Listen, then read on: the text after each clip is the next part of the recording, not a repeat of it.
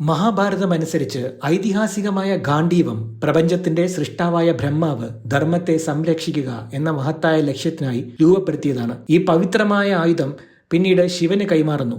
500 വർഷത്തേക്ക് പ്രജാപതിയെ ഏൽപ്പിക്കുന്നതിന് മുൻപ് ഒരു സഹസ്രാബ്ദ കാലം അത് കൈവശം വെച്ചിരുന്നു. തുടർന്ന് ഇന്ദ്രൻ, സോമൻ, വരുണൻ എന്നിവർ ഉപയോഗിച്ച ശേഷം അത് അർജുനന്റെ കയ്യിലെത്തുന്നു.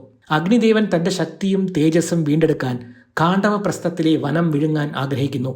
അർജുനൻ അക്കാലത്ത് ലോകത്തിലെ ഏറ്റവും വലിയ ധനുർധാരികളിൽ ഒരാളായിരുന്നു. തന്റെ ശക്തിക്കും സ്വർഗീയ ആയുധങ്ങൾക്കും അനുയോജ്യമായ ഒരു വില്ലാണ് അവൻ അഗ്നിയോട് ആവശ്യപ്പെടുന്നത്. അപ്പോൾ അഗ്നി വരുണനോട് അഭ്യർത്ഥിച്ച് അർജുനന് ഗാണ്ഡീവവും അസ്ത്രങ്ങൾ ഒഴിയാത്ത 2 ആവനാഴികളും നൽകുന്നു. തന്റെ ജ്യേഷ്ഠനായ യുധിഷ്ഠിരൻ ഗാണ്ഡീവത്തെക്കുറിച്ച് നിന്ദ്യമായി സംസാരിക്കുമ്പോൾ അർജുനൻ അദ്ദേഹത്തിനെതിരെ ആയുധമെടുത്തിട്ടുണ്ട്. അവസാനം പാണ്ഡവർ ലോകത്തോട് വിട പറയുമ്പോൾ ഗാണ്ഡീവവും അക്ഷയമായ ആവനാഴിയും വെള്ളത്തിൽ നിക്ഷേപിക്കപ്പെട്ടു.